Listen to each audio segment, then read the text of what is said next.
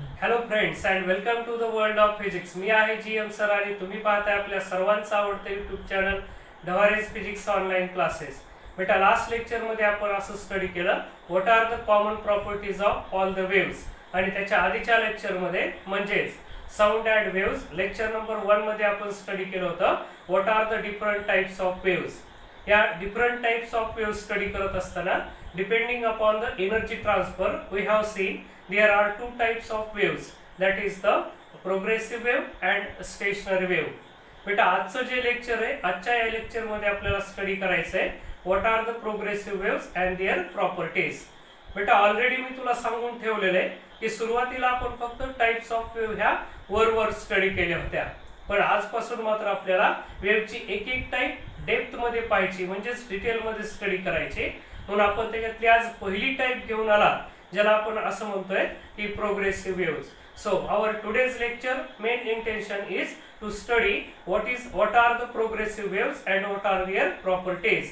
तर चला मग बेटा आजच्या या लेक्चर मध्ये आपण स्टडी करूया प्रोग्रेसिव्ह वेव्स काय असतात आणि त्यांच्या काय प्रॉपर्टीज आहेत. म्हणून आपलं main intention properties of progressive waves हे पहिल्यांदा बेटा आपल्याला डिफाइन करायचंय what is mean by the progressive wave. Progressive wave कुणाला म्हणायचं. बेटा फर्स्ट लेक्चर मध्ये तुला आयडिया आलेली कोणती की ज्या वेव्स एनर्जी ट्रान्सफर करतात all those waves are called progressive waves. म्हणजे प्रोग्रेसिव्ह वेव्हची तुला जर डेफिनेशन स्टडी करायची तर ती ऑलरेडी तुझ्याकडे कोणती डेफिनेशन आहे, the waves which transfer energy through the medium are called progressive waves. म्हणजे तुझ्याकडे क्लीन अर्थ कसा आहे बेटा प्रोग्रेसिव्ह वेव्हचा, ज्या ज्या वेव्स मीडियम मधून एनर्जी प्रोपोगेट करतात या वेव्सला आपण प्रोग्रेसिव्ह वेव्स असं म्हटलं होतं. तरी सुद्धा आणखीन एकदा डिफाइन करायचंय तर आपण त्याला असं सुद्धा डिफाइन करू शकतो, काय म्हणता येईल बेटा, द वेव्स विच कंटिन्युअसली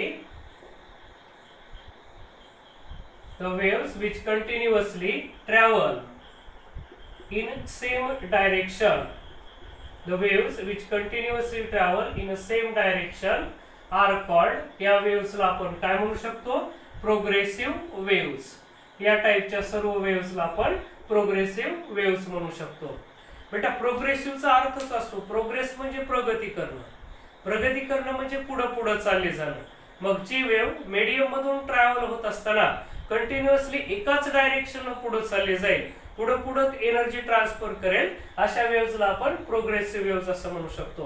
म्हणून याला तू दोन प्रकारे डिफाइन करू शकतो. कसा, the waves which continuously travel in a same direction are called progressive waves, किंवा आणखीन तू याला असं सुद्धा म्हणू शकतोस, the wave which continuously transfer the energy in a same direction are called, त्याला सुद्धा प्रोग्रेसिव्ह वेव्स असं म्हणता येईल. ठीक आहे बेटा, तुला जी डेफिनेशन सोपी वाटेल ती तू करू शकतोस. आता डेफिनेशन तर तुला ऑलरेडी माहिती होतं, एक्झाम्पल सुद्धा माहिती. आपण जर लाईट वेव्हचं एक्झाम्पल घेतलं तर लाईट वेव्स काय करतात, they carry the energy from sun to the earth. Sun पासून अर्थ कडे एनर्जी कॅरी करायचं काम करतात. किंवा वेव्स ऑन वॉटर सरफेस असतील, वेव्स ऑन स्ट्रिंग असतील, they are always move in a forward direction. या वेव्स नेहमी पुढे चालल्या जातात, त्या वापस रिटर्न होत नाहीत बेटा. मग ज्या ज्या वेव्स कंटिन्युअसली एकाच डायरेक्शन ट्रॅव्हल होतात किंवा which continuously transfer the energy in a same medium are called progressive waves. ठीक आहे, तुला डेफिनेशन लक्षात आली बेटा. आता आपण आपल्या याच्या प्रॉपर्टीज स्टडी करायच्या.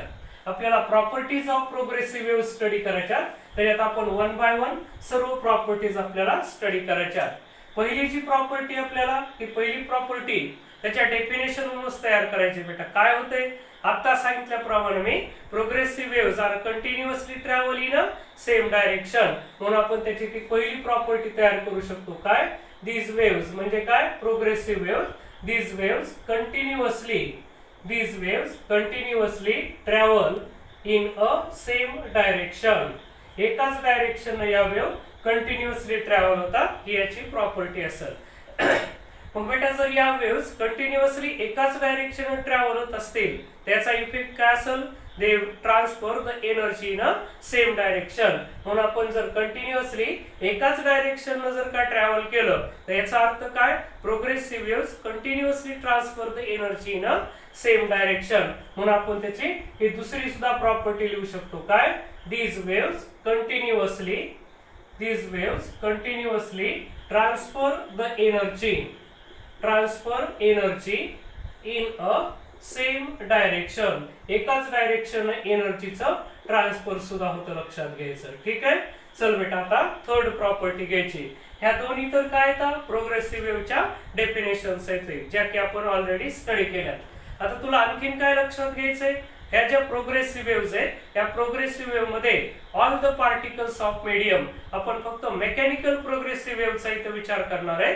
So in case of progressive waves all the particles of medium, मीडियमचे जे काही सगळे पार्टिकल्स आहेत ते काय करतात, ते perform SHM about their mean position. म्हणून ही त्याची पुढची महत्वाची प्रॉपर्टी काय, all the particles of medium, मीडियमचे जे सर्व पार्टिकल्स आहेत, all the particle of medium performs, काय परफॉर्म करतात, SHM. कुठे SHM परफॉर्म करतात, about their main positions, about their main positions, त्यांच्या मेन पोझिशन्सच्या अबाउट SHM परफॉर्म करतात. राहिला प्रश्न आता, हे जर ऑल पार्टिकल SHM परफॉर्म करत असतील तर त्यांचा टाइम पिरियड कसा असतो, सेम असतो का वेगळा, एम्प्लिट्यूड कशी, फ्रिक्वेन्सी कशी.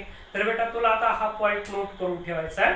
प्रोग्रेसिव्ह वेव्ह मध्ये जर ऑल पार्टिकल SHM परफॉर्म करत असतील तर या सर्व पार्टिकलचा टाइम पिरियड, एम्प्लिट्यूड आणि frequency is same for all particles. म्हणून हा महत्वाचा पॉइंट आहे. काय म्हटलं आधी, all the particles of medium performs SHM. मग कसं SHM परफॉर्म करतात, with the same amplitude, same period and same frequency. म्हणून आपली ही पुढची प्रॉपर्टी असेल काय, all the particles of medium, मीडियमचे सर्व पार्टिकल्स काय करतात, परफॉर्म SHM. कसं SHM परफॉर्म करतात, with same period, frequency and amplitude, same period, frequency and amplitude. या सर्व पार्टिकल साठी टाइम पिरियड, फ्रिक्वेन्सी आणि एम्प्लिट्यूड कशी असते बेटा, सेम असते. ठीक आहे. चल बेटा आता पाचवी प्रॉपर्टी आपल्याला स्टडी करायची. काय असतं, in case of progressive waves state of oscillation म्हणजेच काय, त्या पार्टिकलचा phase. State of oscillation changes from particle to particle, म्हणजे प्रत्येक पार्टिकलचा फेज कसा असतो बेटा, वेगळा असतो. प्रत्येक पार्टिकलचा सेम फेज असत नाही, या प्रत्येक पार्टिकलची state of oscillation is not same. म्हणून ही महत्वाची प्रॉपर्टी काय, स्टेट ऑफ ऑसिलेशन म्हणजे काय, फेज असेल. State of oscillation of particle, state of oscillation असं म्हणू. स्टेट ऑफ ऑसिलेशन चेंज होते कशी, पार्टिकल टू पार्टिकल असं का होतं बेटा, कारण आपल्याला माहिती in case of wave motion there is no transport of the मॅटरचं ट्रान्सफर होत नाही, तर काय होती, फक्त energy is transferred from particle to particle. Due to this reason state of oscillation also changes from particle to particle. ही आपली पाचवी प्रॉपर्टी झाली. आता आपल्याला सांगायचं बेटा, पार्टिकलची वेलॉसिटी कुठं मिनिमम असते आणि कुठं मॅक्सिमम असते.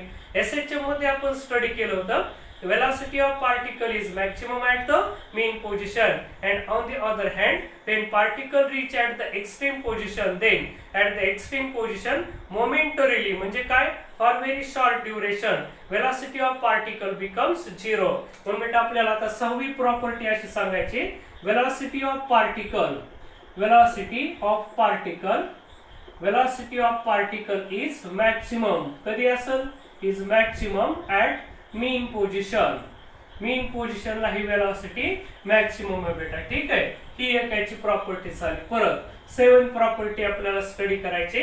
काय असते की no particle remains permanently at the rest. कोणताच पार्टिकल मीडियमचा परमनंटली रेस्टला नसतो, but when particle reach at the extreme position that time momentarily means काय, during very short time interval its velocity becomes zero. म्हणून आपल्याला ही प्रॉपर्टी महत्वाची सांगायचे काय, नो पार्टिकल, कोणताही particle, no particle permanently remains at rest. कोणताच particle permanently रेस्टला राहत नाही, but when particle is at extreme position that time momentarily means काय, during very short time interval its velocity becomes zero. चल बेटा आता पुढची प्रॉपर्टी पाहायची. आता काय होते, whenever progressive waves travel through the medium, then there travel with the particular velocity and that velocity of wave depends upon the properties of medium. म्हणजे आपल्याला असं सांगायचं बेटा ही जी काही वेव्ह असेल त्याला काही ना काही वेलोसिटी असते. So wave velocity of progressive wave depends on कशावर डिपेंड आहे? Depends on properties of medium. Wave velocity depends on properties of medium. मीडियमच्या प्रॉपर्टीज वरती ही वेलोसिटी डिपेंड असते बेटा.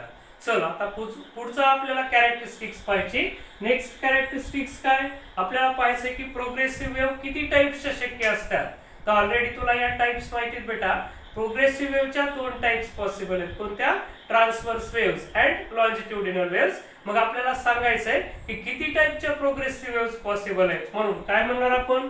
There are two types of progressive wave. There are two types of progressive waves. या progressive वेव्हच्या दोन types असतात बेटा. दॅट इज कोणत्या कोणत्या? Transverse and longitudinal. ह्या दोन टाइप असू शकतात. Transverse and longitudinal. आणि तुला माहिती in case of the transverse waves vibrations of particle कसे असतात बेटा? perpendicular to the direction of propagation of waves, while in case of the longitudinal waves vibrations are parallel to the direction of propagation of wave. मग हे सुद्धा तू mention करू शकतोस काय? in transverse waves. in case of transverse waves किंवा transverse nature काय असते? vibrations are perpendicular to direction of propagation. ज्या डायरेक्शन या वेव्हज चालल्यात त्याला परपेंडिक्युलर याचे व्हायब्रेशन असतात. डायरेक्शन ऑफ प्रोपोगेशन वाईल कशामध्ये? आता while in case of longitudinal waves. या लॉन्जिट्युडिनल वेव्हच्या बाबतीत काय असते? While in case of longitudinal waves vibrations are कसे आहेत बेटा? पॅरलल आहेत. आर पॅरलल टू कुणाला पॅरलल आहे? तर direction of propagation. Direction of प्रोपोगेशनला पॅरलल असतात हे सर्व व्हायब्रेशन्स. ठीक आहे. तर अशा प्रकारे आपण स्टडी केलं की ह्या ज्या काही प्रोग्रेसिव्ह वेव्हज आहेत त्यांच्या दोन टाइप्स पॉसिबल असतात. एक ट्रान्सव्हर्स आणि दुसऱ्या लॉन्जिट्युडिनल. ट्रान्सव्हर्स वेव्ह कशा असतात? Vibration are perpendicular to the direction of propagation, while in case of the longitudinal waves these vibrations are parallel to the direction of propagation of wave. आणखीन बेटा पुढे काय सांगता येईल? या 10 कॅरेक्टरिस्टिक्स आपण स्टडी केला. 11th कॅरेक्टरिस्टिक्स तुम्ही असे सांगू शकतात की ट्रान्सव्हर्स वेव्ह आणि लॉन्जिट्युडिनल वेव्ह हे जे आपण दोन नेचर सांगितले त्याच्यापैकी ट्रान्सव्हर्स वेव्ह या फक्त they can pass through the solid, but longitudinal waves can pass through the solid, liquid and gas. ही सुद्धा त्याची प्रॉपर्टी सांगता येऊ शकते. बट या सर्व प्रॉपर्टीज आपल्याला कुठं स्टडी करायच्या? डिटेलमध्ये ट्रान्सव्हर्स अँड लॉन्जिट्युडिनल वेव्हज